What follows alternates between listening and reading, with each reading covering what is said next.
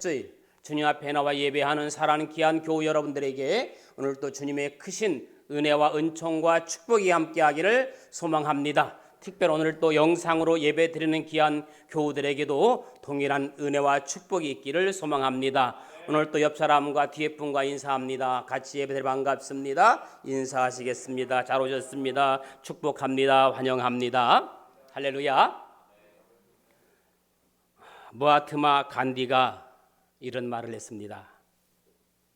생각을 조심하라. 왜냐하면 그것은 말이 되기 때문이다. 말을 조심하라. 왜냐하면 그것이 행동이 되기 때문이다. 행동을 조심하라. 왜냐하면 그것이 습관이 되기 때문이다. 습관을 조심하라. 왜냐하면 그것이 인격이 되기 때문이다. 인격을 조심하라. 왜냐하면 그것은 인생이 되기 때문이다. 이런 말을 했습니다. 결국 그 사람의 생각이, 그 사람의 태도, 행동, 인격, 그리고 운명까지 바꾼다는 말입니다. 아랍의 한 부호가 죽을 때가 되자 두 아들을 불러 모았습니다. 내가 이제 죽을 때가 된 듯하구나. 너희들에게 재산을 나눠주려고 불렀다. 똑같이 2분의 1씩 나누어주면 좋은데 그렇게 하지 않고 내가 3대 2의 비율로 나누어주려고 한다. 너희들은 지금 말을 타고 사막을 횡단하는 경주를 해라. 자기 말이 먼저 도착하면 2를 주고 늦게 도착하면 3을 주겠다. 말이 먼저 도착하면 지는 경주를 했습니다. 보통 빨리 오는 게 승리자인데 늦게 와야 됩니다. 그래서 형제는 서로 자신이 탄 말을 늦게 도착하려고 서로 눈치 보고 늦게 가려고 하니까 도무지 진전이 없고 사막에 땡볕이 뜨겁게 내리쬐어 죽을 맛이었습니다. 서로 형제가 미워지기 시작했습니다. 원망되기 시작했습니다. 아버지가 원망스러웠습니다. 그런데 지나가던 어느 한 현자가 뭐라고 방법을 가르쳐 주자 갑자기 형제는 말을 급히 몰기 시작했습니다. 현자가 알려준 방법은 무엇일까요? 왜 늦게 가던 말들이 갑자기 한마디 하니까 서로가 질주를 했을까요? 앞다투어서. 정답은 말을 바꿔 타는 거였어요. 먼저 도착하면 지는 것은 말이니까, 사람이 아니니까 형은 동생의 말을 먼저 도착시켜서 이기면 되고 동생은 형의 말을 먼저 도착시켜서 이기면 되었던 겁니다. 물론 상식을 초월한 방법입니다. 그런데 인생을 살다 보면 상식을 초월하는 경우가 참 많습니다. 예수님도 사람의 상식을 초월하신 분입니다. 하늘 보좌를 버리고 이 낮고 낮은 땅에 오신 것부터 예상 외였고 안식일이 사람을 위하여 있는 것이요 사람이 안식일을 위하여 있는 것이 아니라는 말씀도 예상 바뀝니다. 이뿐 아니라 모두 높은 자리에서 대접받으려고 하는데 예수님은 마태복음 20장 26절 27절에서 이렇게 말씀합니다. 뜻밖의 말씀합니다. 너희 중에 누구든지 크고자 하는 자는 너희를 섬기는 자가 되고 너희 중에 누구든지 으뜸이 되고자 하는 자는 너희의 종이 되어야 하리라. 오늘 본문 말씀은 지난주와 같은 본문 말씀으로 계속해서 이어지는 사도 바울의 빌립보 교회 이야기입니다. 여러분이 아는 것처럼 빌립보는 사도 바울이 감옥에서 기록한 서신입니다. 빌립보 교회는 사도 바울이 2차 전도 여행 때 마게도냐 사람의 형상을 보고 환상을 보고 건너가 유럽에 최초로 세운 교회가 빌립보 교회입니다. 그렇기 때문에 바울이 가장 아끼고 사랑했던 교회였고 또 바울의 사역에 언제나 사랑과 정성을 다한 교회가 빌립보 교회입니다. 그리고 빌립보에서는 특별히 기쁨이라고 하는 단어가 무려 16번 이상 반복될 만큼 기쁨의 서신입니다. 그 어떤 서신보다 바울이 기쁨을 강조했던 서신이 빌립보서입니다. 그런데 다시 말씀드리자면 빌립보서는 바울이 감옥에서 기록한 겁니다. 1장 18절에 보면 기뻐하고 또 기뻐하라. 2장 18절에 보니까 너희도 기뻐하고 나도 기뻐하고 모두가 함께 기뻐하라. 2장 28절에는 다시 보고 기뻐하라. 4장 4절에는 항상 기뻐하라. 다시 말하노니 기뻐하라. 그리고 4장 10절에는 크게 기뻐하라.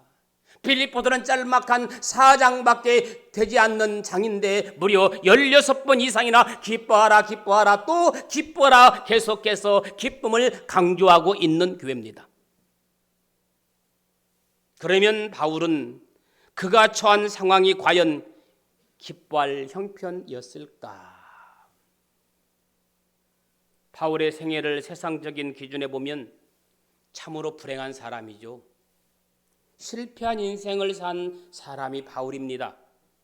사람은 누구나 좋은 배필을 만나 행복한 가정에서 안정된 생활하기를 원합니다. 그러나 바울은 평생 결혼하지 않고 늘 이곳저곳을 떠돌아다니며 정처 없이 나그네의 인생을 산 사람이 바울입니다. 또 사람은 누구나 물질적인 안정과 풍요를 누리길 원합니다. 그러나 바울은 기근과 궁핍에 시달렸고 때론 천막 생활을 해야만 했습니다. 그뿐 아니라 건강마저도 달고 다니는 종합병원 수준이었습니다. 오죽했으면 의사 누가가 바울 곁을 항상 따라다닐 정도였습니다. 뿐만 아니라 수없이 매를 맞고 감옥에 갇히고 사막과 풍랑 속에 시달리며 숱한 죽을 고비를 넘겼던 사람이 사도 바울이라고 고린도후서 11장 23절 이하에 정확하게 사도 바울의 인생을 기록해 놓았습니다. 바울은 그가 처한 여러 어려운 여건에도 불구하고 믿음으로 생각을 바꾸어 창조적인 결과를 이끌어낸 인물이 사도 바울입니다.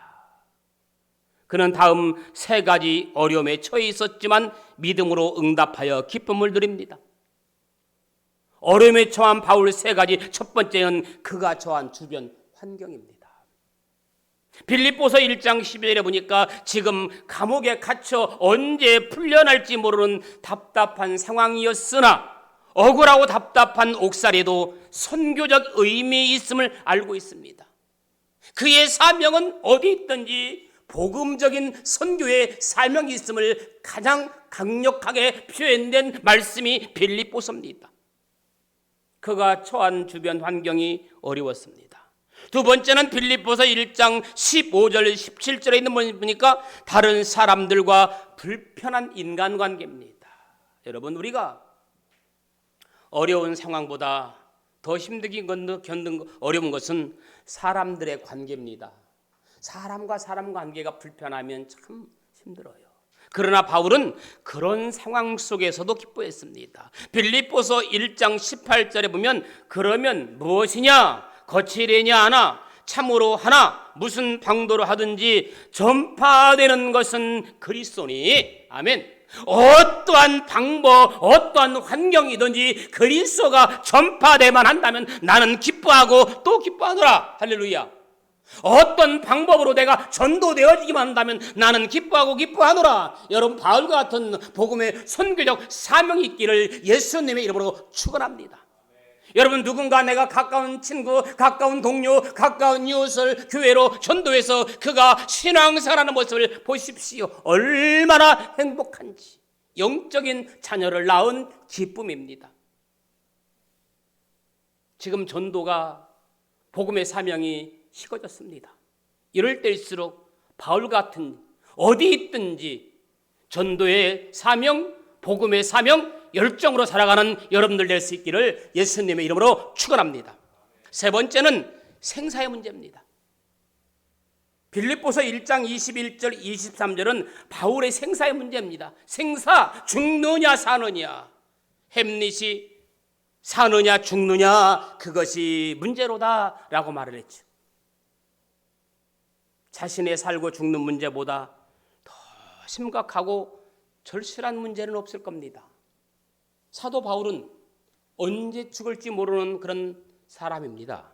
그런데 바울은 지금 재판에 의해 형장에 이슬로 사라질 위험, 그리고 오랜 수감 생활로 인한 건강의 악화, 제명을 다 살지 못하고 감옥에 죽을 수 있었음에도 불구하고 이는 내게 사는 것이 그리스도니 죽는 것도 유익함이라 사도 바울의 고백입니다. 이는 내가 사는 것이 그리스도니 죽는 것도 유익함이라. 내가 죽고 나를 통해서 복음이 전파되어지기만 한다면 하나님의 미랄의 땅에 떨어져 죽으면 그대로 여러 설매나니, 사랑하는 여러분, 이런 어려운 상황 속에서 바울은 어떻게 생각을 바꿨는가 생각을 해보려고 합니다. 첫째, 따라합시다. 할 일을 찾으라. 할 일을 찾으라. 스피노자가 말했나요? 내일 세계의 종말이 온다 할지라도 나는 한 그루의 사과나무를 심겠다. 빌립보서 1장 13절에 이러므로 나의 매힘이 그리스도 안에서 온 시위대 안과 그 밖에 모든 사람에게 나타났으니.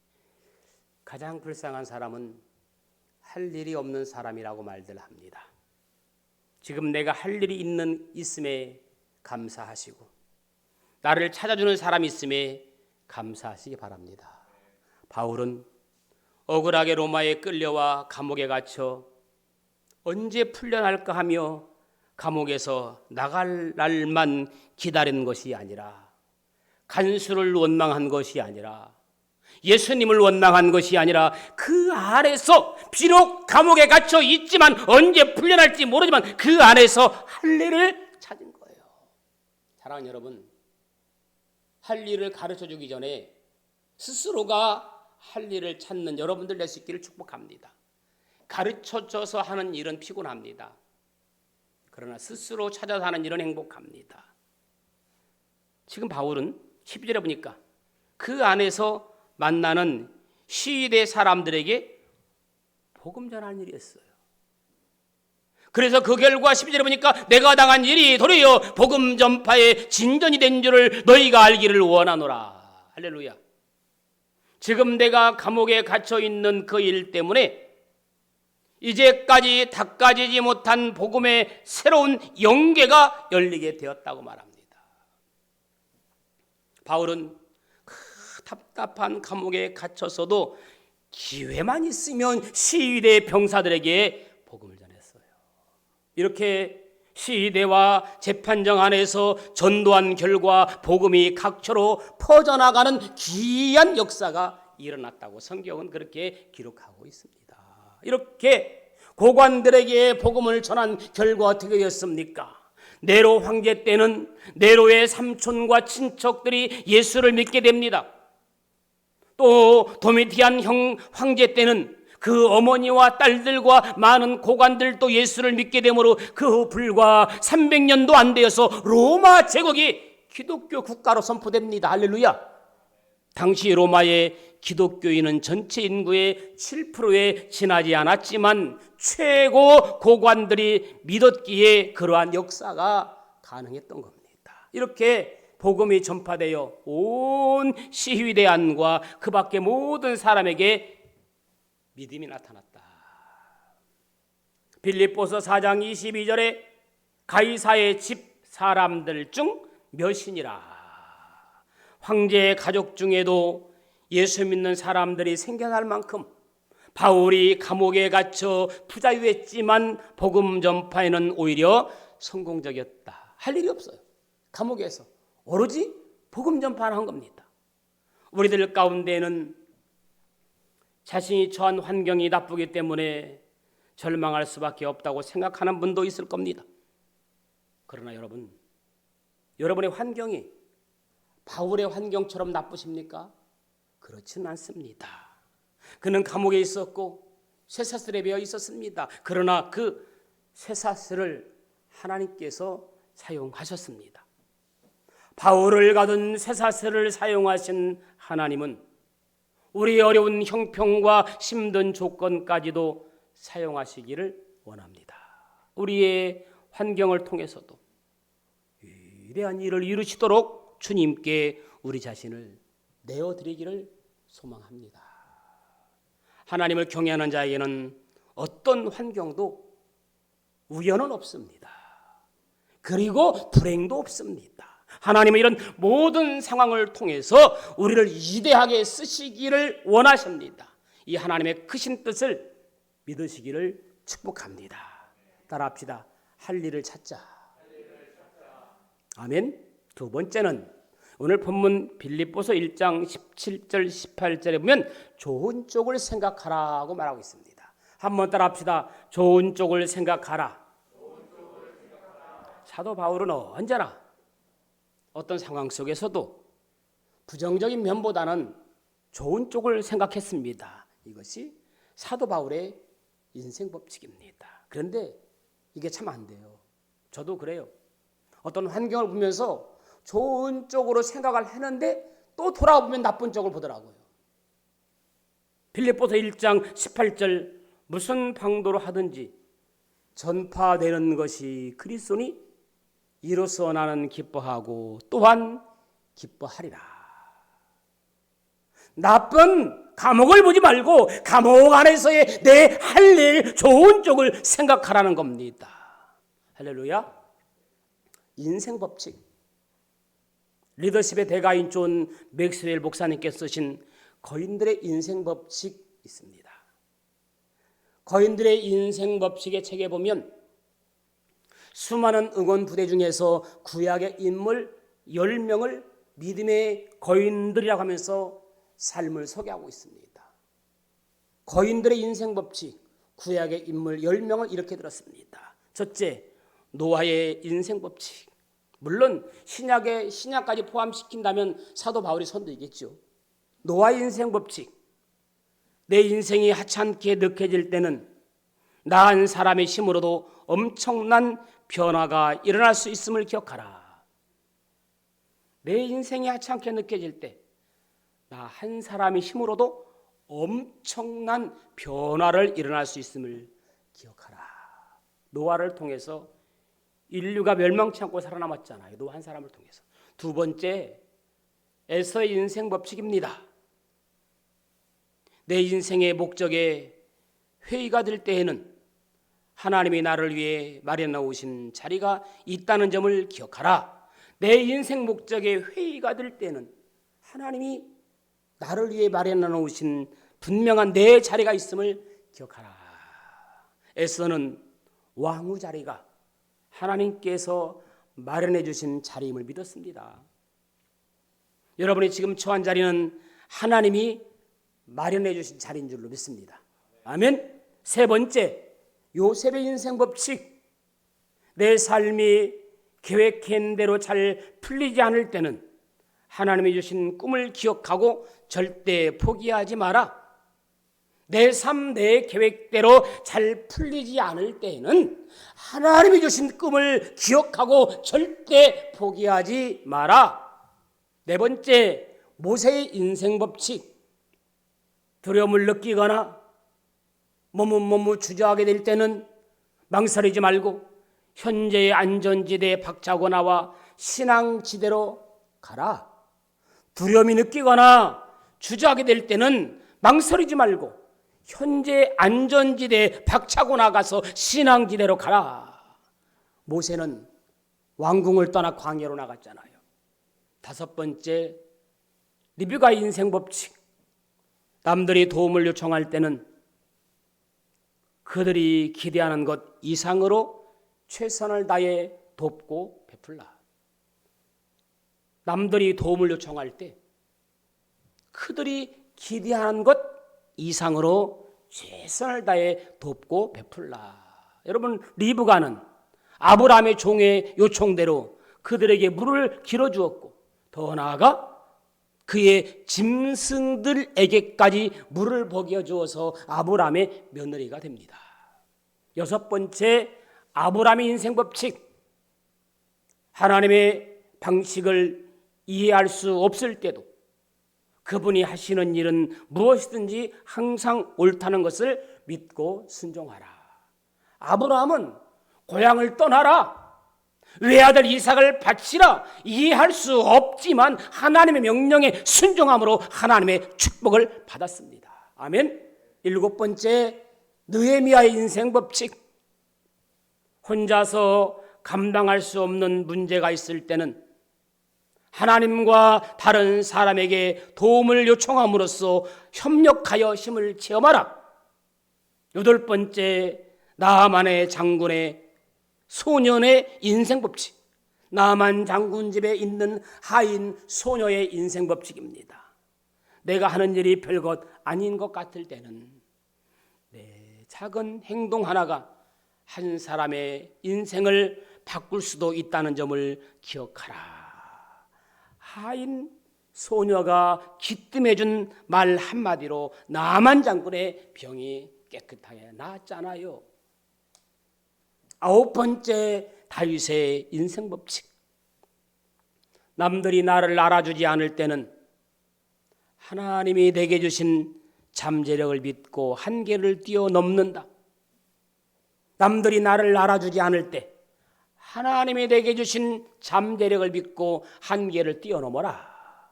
아버지, 그리고 형들, 사울왕, 심지어 골리앗까지 다윗을 무시했지만 그는 하나님을 믿는 믿음으로 한계를 뛰어넘었습니다. 거인의 법칙 마지막 열 번째, 요나단의 인생 법칙. 더 큰 영향력을 행사하고 싶을 때는, 더 큰 영향력을 행사하고 싶을 때는 나보다 더 많은 잠재력과 더 적절한 자질을 가진 사람을 기꺼이 돕는다. 요나단은 자신보다 뛰어난 다윗을 도와주었어요. 사울은 요나단을 왕으로 세우려고 했지만 요나단은 그런 다윗을 도와줌으로 더 큰 영향력을 미치는 사람이 되었습니다. 거인의 인생 법칙 10명. 제가 본 사도 바울의 인생 법칙은 두 가지였어요. 하나는 나는 어떤 상황 속에서도 기뻐한다. 아멘. 둘째, 나는 합력하여 선을 이룬다. 이것이 사도 바울의 거인의 법칙입니다. 항상 기뻐하라. 그리고 우리가 알거니와 하나님을 사랑하는 자 곧 그의 뜻대로 부르심을 입은 자들에게는 모든 것이 합력하여 선을 이루느니라. 로마서 8장 28절. 제가 본 사도 바울의 인생 법칙은 두 가지예요. 어떤 상황 속에서도 나는 기뻐한다. 두 번째, 나 혼자 살아갈 수 없다. 합력하여 선을 이룬다. 아멘. 마지막 세 번째는 주님만 생각하기. 따라합시다. 주님만 생각하기. 사도 바울은 감옥에 있을 때 아무것도 생각하지 않았습니다. 오직 주님만 생각해 봤습니다. 죽는 것도 유익하니 살아주구나. 나는 주를 위해 산다. 빌립보서 1장 20절에 나의 간절한 기대와 소망을 따라 아무 일에든지 부끄러워하지 아니하고 지금도 전과 같이 온전히 담대하여 살든지 죽든지 내 몸에서 그리스도가 존귀하게 되게 하려 하나니. 아멘. 바울은 지금 감옥에 갇혀 언제 죽을지 모르는 상황입니다. 그런데도 바울은 내가 이대로 죽더라도 그리스도만 존귀케 되길 원했어요. 빌립보서 1장 21절 이는 내게 사는 것이 그리스도니 죽는 것도 유익함이라. 그는 죽고 사는 일보다 오직 이방인에게 그리스도가 증거되고 주님이 존귀케 되기만을 소원했습니다. 이를 위해서라면 나야 죽든 살든 문제될 것 없다고 생각했던 사도 바울입니다. 우리는 얼마나 몸을 많이 사립니까?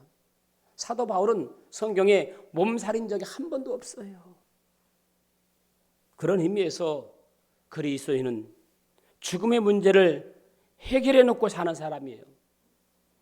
죽음의 문제를 해결해 놓고 사는 사람, 죽음도 두렵지 않은 사람. 저는 언젠가도 여러분에게 말씀드린 적이 있지만 제게 하나의 소원이 있다면 죽는 날까지 건강하게 강단에서 말씀 전하다가 죽는 것이 사명입니다. 오랫동안 누워서 뭉개고 여러 사람 신세지는 것보다, 더구나 식물인간 되어서 몇 년 가면 큰일입니다. 그렇게 하지 마시고 그저 깨끗하게 아무 때라도 좋으니까 강단에서 멋지게 말씀 전하다가 그날 요단강 건너가게 해주세요. 이거 저의 간절한 소망입니다. 아마 여러분들도 마찬가지일 겁니다.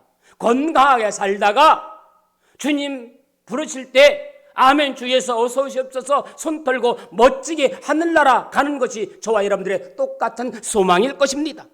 반드시 저와 여러분들의 기도의 제목 들어주실 줄로 믿습니다. 우리에게도 이러한 깨끗한 소원이 있기를 축복합니다. 어떻게 해서라도 자손에게, 자녀들에게 더 많은 유산을 물려주려고 그런 것보다는 어떻게 하면 더 멋지게, 더 아름답게, 더 신선하게, 더 깨끗하게 살다가 하나님 오실 때에 아멘 주 예수여 어서 오시옵소서 두 손 들고 영접할까? 이것이 오늘 저와 여러분들의 멋진 기도의 제목 될 수 있기를 예수님의 이름으로 축원합니다.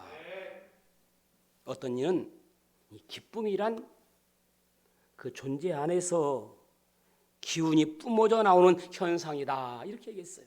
기쁨이란 그 존재 안에서 기운이 뿜어져 나오는 현상. 여러분, 기쁘면 엔돌핀이 막 솟아올라요. 기쁘면 감격의 흥분이 넘쳐요. 기쁨은 갑절의 능력이 있어요. 유명한 워렌 이어스비는 이런 말을 합니다. 행복한 삶의 비밀은 의무감을 가지고 기뻐한다. 기뻐하는 것도 의무감이랍니다. 요즘 우울하고 잡잡하고 힘들고 기뻐할 일이 별로 없는데 오늘 이 워런 이비어스처럼 행복한 삶의 비밀은 의무감을 가지고 기뻐하는 거다. 기쁨이 의무감 될 수 있기를 축복해요. 의무가 기쁨이 될 때 무거운 짐들이 축복이 된다고 말했는데 바울은 고난도 주님을 위한 것임을 알고 기뻐했어요. 말씀을 정리합니다. 유명한 노몬 빈센트 필 박사는 그런 말을 했어요. 마음의 생각을 바꾸면 자기 세계도 바꿀 수 있다. 마음의 생각을 바꾸면 자기 세계도 바꿀 수 있다. 그래서 자살도 거꾸로 읽으면 뭐예요? 살자. 역경도 거꾸로 읽으면 경력이 돼요. 인연을 거꾸로 읽으면 연인이 돼요. 내 힘들다를 거꾸로 읽으면 다들 힘내가 되더라고요. 신세 타령 멈추고 부정적인 생각에서 벗어나서 내가 당한 일이 복음의 진보가 될 수 있음을 생각하시고 그 속에서도 창조의 열매를 얻을 수 있기를 축복합니다. 시편 126편 5절 6절 보면 눈물 흘리며 씨를 뿌리는 자는 기쁨으로 거두리로다. 울며 씨를 뿌리러 나가는 자는 반드시 기쁨으로 그 곡식단을 가지고 돌아오리라. 우리는 모두 어리석고 좁은 인간의 소견으로 판단하기보다 하나님의 시선으로 바라보고 신령한 차원에서 생각하면 사도 바울 말처럼 합력하여 선을 이룰 줄로 믿습니다. 다시 말씀드립니다. 제가 본 사도 바울의 인생 법칙 두 가지. 나는 어떠한 상황 속에서도 기뻐한다. 나는 합력하여 선을 이룬다. 독불장군 없고 혼자 살 수 없고 같이 함께 더불어 사는 것이 사도 바울은 합력하여 선을 이룬다고 말씀하고 있습니다. 오늘 저와 여러분들도 지금의 현실만 바라보고 낙심할 것이 아니라 나의 생각을 바꾸고 나의 태도가, 나의 행동이, 나의 인격이, 운명이 바꾸기를 축복합니다. 오늘 사도 바울은 12절에 이렇게 말합니다. 내가 당한 일이 도리어 복음 전파의 진전이 된 줄을 너희가 알기를 원하노라. 할렐루야.